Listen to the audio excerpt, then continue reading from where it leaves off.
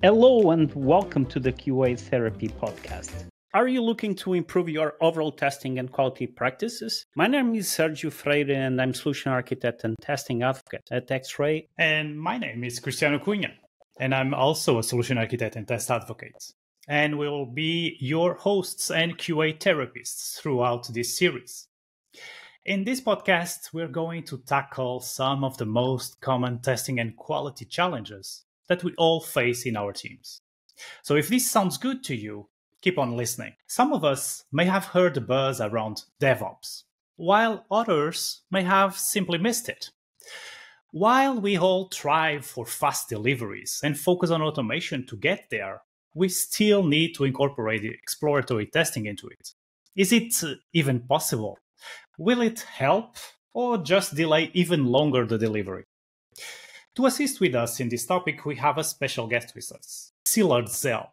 But before welcoming him, let's see what brings us here. What are the symptoms that your team may be feeling that has brought you to listen to this podcast? So ask yourself, do your testers have enough information on the application or the product that you are testing? Or even if your pipeline is fast and full of automated tests, you still miss defects and they reach production. Are you making those exploratory sessions too late in the game, right before production, and they are taking too much time?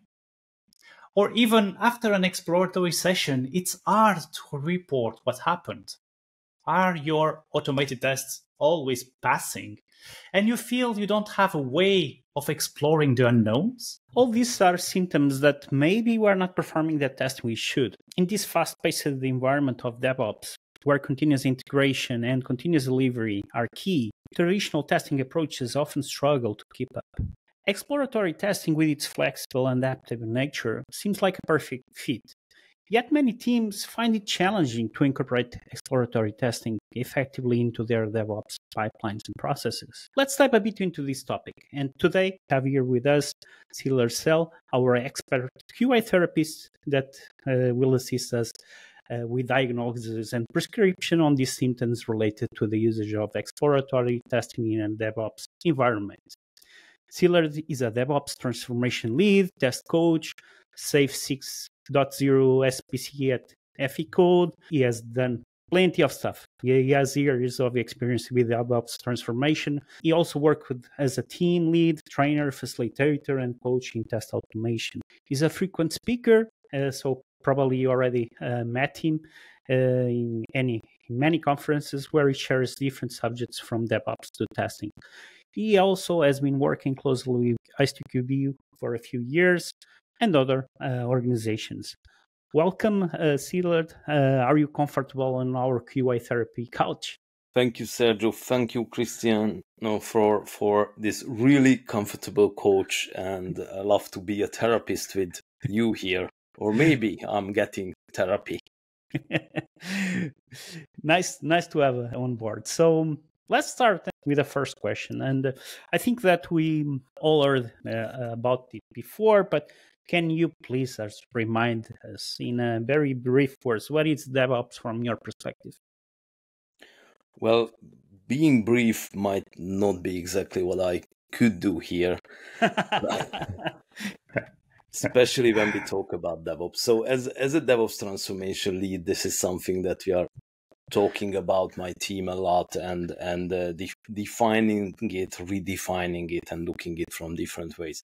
But maybe I'm trying to give you 3 points here. So first of all, DevOps, I see it as a culture of autonomy, empowerment, and common purpose for teams, based on psychological safety and continuous experimentation. Also, if we are looking not the team and the people aspect, but the tooling, it's very much supported by tool chains and a lot of automated processes for quick delivery of value, high quality software to the end users in a kind of safe manner, but also providing fast feedback from all the stages of the pipeline, even from the end users. And this is all to learn what to do next, to understand where to go next, to have business agility. So DevOps is for the purpose of business agility, which is actually also leadership mindset and culture that is needed on focusing on value creation and changing the strategy and direction as fast as possible, I would say, to beat the competition. So DevOps is really a set of practices, mindset, culture, way of working, and leadership style to provide business agility. Very good, very good. From all that you highlighted, that initial part where you mentioned like the psychological safety to do experimentation and learn, I really like that idea. Besides all the points that you mentioned, because I think that is really key for us to keep improving, right? Absolutely. I was shocked that we don't have to create a DevOps team, because sometimes we are, well, I protect DevOps. I just created a DevOps team and I'm just dying inside every time I hear this. So cultural change is everything that I wanted to hear and expected from you. And you talked also about tooling and how we will put out a process that will help us deliver a good DevOps experience. And often we see pipelines rising because of it, because we know how to automatically generate the builds and validate and assert quality. And with those pipelines, two terms comes into play that are CI and CD, so continuous integration, continuous deployment. What are the differences between those two ways of delivering software here? I would say that continuous integration is kind of fulfilling, and the technical background fulfilling the original agile need that was potentially shippable software. So in CI, you integrate continuously your components, right? You have automatic testing cycles, checking cycles there. Multiple levels of testing is done, non-functional testing, etc., as much as you can. And then you say that, okay, now the package is potentially shippable. It's high quality enough, it's reliable enough to be deployed. But CI does not have the deployment part. Maybe to staging environment, yes, but not to production. In continuous delivery or continuous deployment, I would say that the most important thing is to remember it that done means the software is in use. So when you say a feature is done, when it's deployed and used by the end users. So continuous deployment is building on CI, but adding you the next step as well to automatically deploy. But in CD, like continuous delivery, the deployment decision is still made by a human. And in continuous deployment, if the pipeline checks are passed, then the deployment happens automatically as well. Since we are like still in a definition related theme, also something that I know that is close to your heart is like this theme of exploratory testing, right? Oh, yes. So for anyone that still doesn't know what that means, what can you tell us about it? Okay, there's a lot of definition and I don't want to cite them, but how I would say it's an in-person continuous learning about your product. It's a learning about your product. You figure out what to check for, you try it out, you look it, you learn something new, and that gives you the next idea. So it's a continuous test design based on what you do to figure out the next step. Of course, design, execution at the same time. Yes, execution, design at the same time, checking what's happening. But the point of this is really learning about your product, understanding what's wrong, understanding what's good. And of course, for every exploratory test session or event, you have some goal in mind, right? You might want to break the system. That's your goal. You want to learn how it fails, or you want to see how it works. So you focus on positive, checking that or testing that the things are there. Or you actually really just want to learn because you don't know. It's curious that sometimes people just focus on the things that don't work, but also I think it's also relevant to try to understand the positive aspects, how actually the system works, and then try to see or like opportunities for improving it. and use that as a starting point for further discussion, right? Yes, and also I would like to mention that I see automation and exploration coming hand in hand. They are complementing each other. You automate to explore, and you explore to automate, and these are not my words, so I use them and cite them. Very good words. Indeed. I believe it's a really good change of pace for the teams to start thinking about DevOps and thinking about the culture shift that they needed to do and centralize a little bit more on how I'm going to deliver that kind of quality.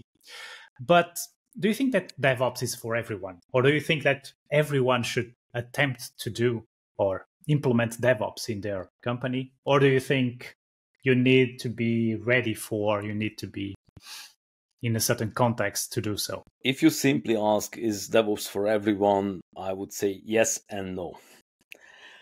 Yes, because I believe everybody needs to go with this culture, with this mindset. They need to have business agility, and they need to be able to learn, to get feedback, and to amplify the learning itself. And those are based on the DevOps practices. However, deploying software frequently in a very short time frame might not be for everyone. At least many of our clients are saying that, hey, we have only a quarterly release cycle, or it's enough to deploy once a year, or this is a giant project we developed for 5 years. I don't know, nuclear power plant control software. Probably you don't deploy your first increment that you can start the power plant, and the next sprint you develop how to stop it. Right? That's not how you go with that. But still, whenever you have a security issue that you need to deploy quickly a fix for it, or any type of fault that you need to fix quickly, you need to be able to react. So you need to have a pipeline, you need to have delivery capability. So at the end, you need all those aspects of DevOps. And again, continuous learning, experimentation is key. So I don't see how you can actually avoid DevOps. Yeah, I would say that all of the steps are not necessary, but you need to embrace the culture and make those changes, even if you don't go until the continuous deployment. I think it's a good way of putting things. But think of that, what, for example, the Mars landers are doing as soon as they are landing on the Mars. They ask for a software update. That's the first thing they do. I wasn't aware of that. Yep. The pipeline ends on the Mars. Let me shift once again the conversation more towards exploratory testing. So as Christian was asking if DevOps is for everyone, what do you think about the question would be around exploratory testing. Do you think this is something that all teams can embrace, or sometimes they may need like a small push in order to go ahead with it? Sometimes some people are not really fit for this approach. What are your thoughts on that? Well, if you don't do exploratory testing yet and you want to start it, it's certainly a change. And every change needs a push and some pull, right? Some motivation, the carrot and the stick. So to make the change first, to try it out and to stick to the new way of working as well. So it requires sponsorship from the leadership, the need in the team. But I would definitely say exploratory testing is for everyone, and especially for the business people. Right. Bring them and let them try the product themselves.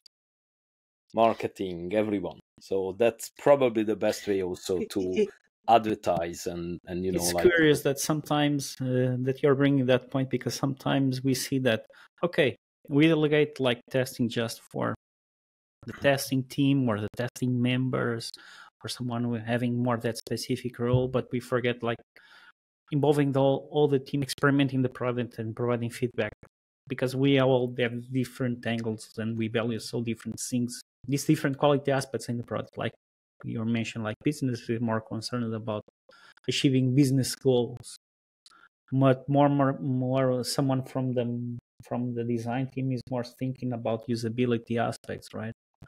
branding. And I would say having pairing on exploratory sessions with the testers and the different other roles would make it as really a good learning opportunity.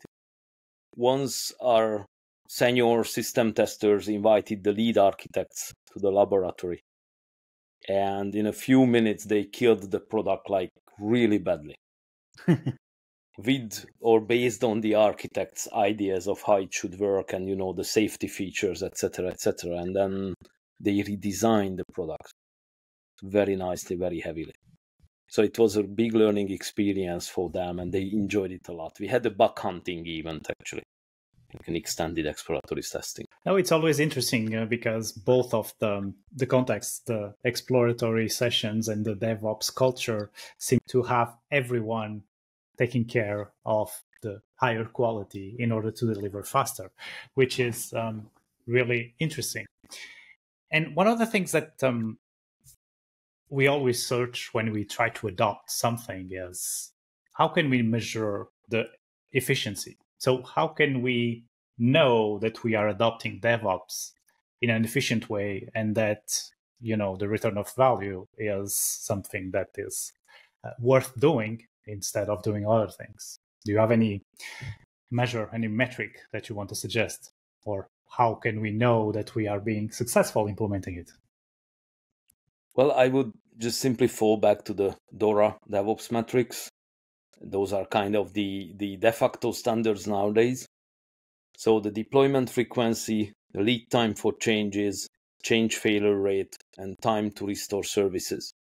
These four, and sometimes I see a fifth one coming up, like reliability of the system.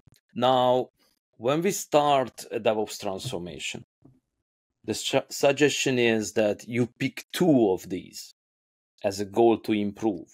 So not to say that I want to improve on all four of them, but pick two, focus on that, pick the two that is most important in your business context.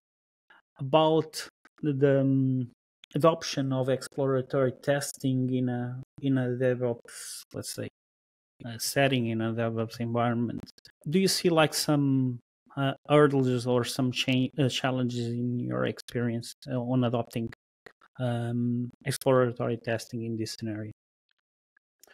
Well, I definitely heard statements that DevOps is automating everything. So how and why would a manual test approach fit there? And that seems to be kind of obvious statement. On the other hand, again, we have to see that exploratory testing is learning about our product. It gives feedback as well. So yes, there might be hurdles, but we need to come over them because exploratory testing is complementing automation. I always say that you automate more, so you have time to have more exploratory testing. Automation gives you the time and space for exploration.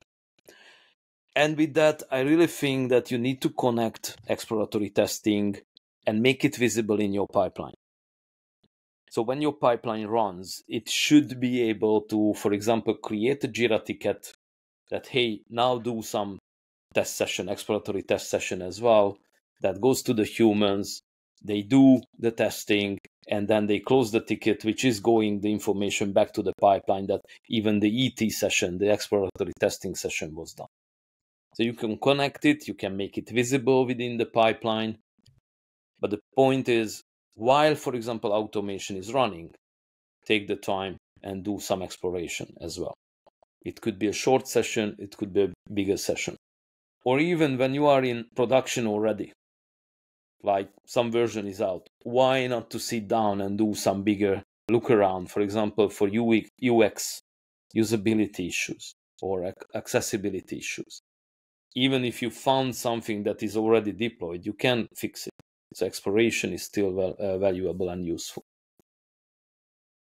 It gives feedback, it gives learnings, so it's useful. It's really that, but with the DevOps mindset and the continuous focus on automation, like you said, we need to take advantage of that automation to get time to do the exploration. Besides the usual bugs that are found during the exploratory session, what are the other outcomes that you think that are valuable in this DevOps transformation regarding exploratory testing? Well, it's really hard to differentiate, okay, maybe not that's the best word, but there are bugs, like obvious bug, right? Something is broken, something does not work, something is hurting my eyes. But there are, on the other hand, improvement ideas. So if you do in-person testing, exploratory testing with a persona in mind, and then you say, like, for those people with, different abilities or disabilities, these features are not helping them. It's hard to use for them. So I suggest that in the next increment, we focus on improving usability or accessibility. So it could be like reprioritizing your backlog, identifying new value to be provided. So not only removing problems, but adding on the positive side, making it better. And I think that's the most important part of DevOps. Learn and improve as fast as you can. And exploration helps a lot on that. Let's get a trendy topic. It seems that AI is around. And, well, we could not kind of skip that question. So for the time being, we are still here. The world was not taken over by all these robots. Are you sure? Well, I really like the Terminator movies, the first ones. Then it kind of, whoa. But anyway, that's another topic. How do you see that AI could help DevOps transformation or DevOps effort, and especially also exploratory testing, at least on the short term, because for the far future, we know that it's hard to predict, right? But getting more close to reality and what is already out there. First of all, I need to challenge you when you say it's not taken over yet. So what was the last time when you use a navigation system that you are actually checking the suggestion against a real paper-based map? Years ago, right? Or almost never happens. So you already trust what you get from AI. You already consume the content you get from AI, and you go on the way that AI gives you. So, yep, it's already there. But when we talk about the DevOps context, so first of all, we need to talk about Copilot here, right? Because Copilot supports developer experience a lot. And it supports them to be faster. According to GitHub, they will get 55% faster. So that's quite a big change. How is that? The AI is solving this blank paper problem, right? You get an idea from AI. You just chat with the prompt. You ask, how would you solve this or that? How should I solve this and that? And you get some code, you review, etc. Also, that means we will have much more code that the CI/CD pipeline, the safety net, the exploratory testing needs to test. So we need to make sure our tests are better. But there again, AI can suggest. AI can suggest unit tests. AI can suggest scenarios to look into. AI can suggest already failure modes and negative scenarios, alternative scenarios, etc. I'm using that for test design as well, and it's getting better and better. Of course, sometimes it hallucinates. You need to be careful and double check and review everything it comes out. It's curious if I'm getting, and just feel free to correct me if I'm getting it wrong, but you're framing it more like as a tool, right? That we can use to augment our testing capabilities and also our coding capabilities. Many times people refer it as a junior developer helping you. And I believe that is maybe now a junior and soon it will be the senior developer teaching you actually. I will not frame it as junior, but at least it's like a less experienced developer with a lot of knowledge that knows everything, but has no experience in implementing it. That's how I see it, like an assistant that can help you. but it has all of this knowledge present and can do that hallucinations, like we said, because it can try to do things that are not correct. But it knows so much that it can suggest interesting ideas. But it's up to you to accept or not, or to take advantage of those, in my view. If I just, one thing that I was remembering, and also based on my experiences, that even whenever we have like junior team members or we are working with less skilled people, we not just teach, we also learn with them. And so I think even if these tools maybe not like 100%, it can help us because like filling some gaps. Sometimes we forget things. So even if it's a junior, we always have space for learning with it, right? And I very much suggest you need to start using it now. If you didn't do it yesterday, you start using it now for your work and figure out ways how it can help. Yeah. And you also asked like how it can help in exploratory testing. So you can really spar ideas with it. You can drop in scenarios and maybe it can give you more. It can create you test data, for example, very quickly. If we are already talking about mixing automation and exploratory testing, right? They are both needed. You actually use all the automation and change the code on the fly and then use it to explore. So you create test cases and run them in an automatic way actually during your exploratory testing as well. And that could be helped a lot by AI.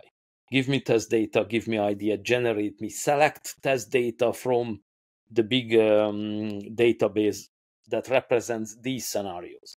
So it could be used for test data management, test data generation, etc., etc. So I really see a lot of potential to augment your exploratory testing, to copilot there as well. So we are reaching the end of our episode, but let me just ask you. I had here a question about tooling, but I know that it's what fits you better, and there are a lot of tools out there, so I'm not going that way. But if you want to suggest our listeners how to learn more about DevOps and about all of the things that you have been talking about, like DORA, metrics, and things like that, and exploratory testing, do you have a go-to place where you learn about those things, or is it just all over the place? So first of all, I listen to your podcast. That's good. That's good. Of course. Of course. I also suggest our podcast driven by my colleague Mark Dillon. It's the DevOps Sauna podcast. Good episodes, many technical discussions, going deep with a lot of guests. It's hot in there. It's really hot in there. And of course, checking the latest tools. I would say there's a lot around GitHub, GitLab, Atlassian, Azure DevOps. All of these tool providers, and I mean like process providers, have a lot of articles, a lot of good discussions. If you want to learn more and for example, expect certification as well, then the DASA DevOps certifications were something that I liked a lot. That was a good amount of knowledge. And yep, also soon you might expect something from ISTQB on DevOps testing. Oh, looking forward. Time? You know something. Time flies. Szilard, thank you for being here today with us to talk about DevOps and exploratory testing, about all these things together, why they are important and how we can embrace them. Hope to see you soon. I guess we'll be in a conference soon, but I won't tell which one. You'll figure it out. You just go to a conference of testing and you will be there. So it will be easy. Thank you for being here. It was a great talk, like every time. And it's always good to learn from someone that knows about those things. So thank you again. Thank you so much for the invitation and for the good discussion. I really enjoyed. And yes, seriously, see you at least a couple of times more in this year around the world. And before ending our episode, it's time for some vitamins. We know that in general, they're good for our health. In this case, we will be talking about vitamin X, where X stands for Xray. So in the fast-paced environment of DevOps, where continuous integration and continuous delivery are key, traditional testing approaches often struggle to keep up. Xray facilitates the management and tracking of all types of testing, including automated results from pipelines, exploratory testing, and also manual scripted test cases. It provides teams with the flexibility to run tests their way while centralizing all testing activities for easy access by all members. With the Share, the Xray Exploratory app as a companion tool for your exploratory sessions, you'll record the information that you choose so that no bug is left behind. Once your exploratory sessions are done, you can easily integrate those results into Xray. And finally, it's time for our closing regards. We saw that in this episode, we covered several topics related to DevOps and exploratory testing, and how important it is to integrate both. DevOps, it's not a role, a team, or a set of tools. It's a cultural mindset combined with a set of practices.